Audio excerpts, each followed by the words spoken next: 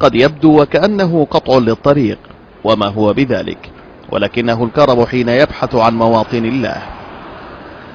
في قرى ولاية الجزيرة وفي شهر رمضان وعند ساعة المغيب درج هؤلاء على إغلاق الطريق أمام العابرين، ليس من سبب يدفعهم لفعل ذلك سوى أنهم يريدون أن يكونوا ضيوفا على مائدة إفطارهم. طبعا شهر رمضان شهر الخير والبركة، واي انسان بيحب فيه الخير والبركة، عشان كده دايما بنطلع برا في الشارع، اي زول عايز يكتسب حسنات والناس عايزينها تجي تفطر معانا. يعني لو قلت لك زول هنا ده بيجي في النوبة وبيعبر يفوت اكون كذبت عليك.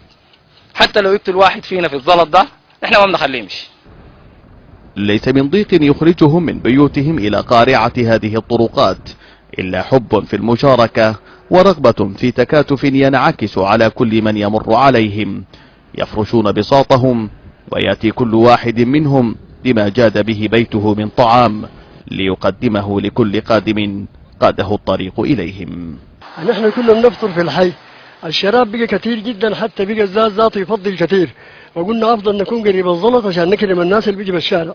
أفتكر أنه دي واحدة من صور التكافل، وبتجمع الناس وبتوحد الناس وبتخلي الناس مترابطين ومتقاويين وتقوي أواصر الروابط والأخوة في الإسلام.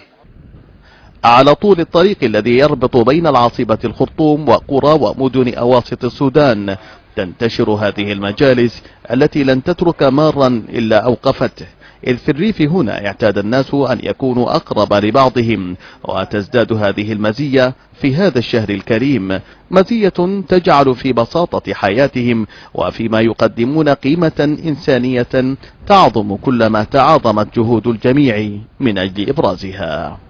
يتسابقون ويتكاتفون في الوسيلة للوصول إلى الغاية، إفطار صائم.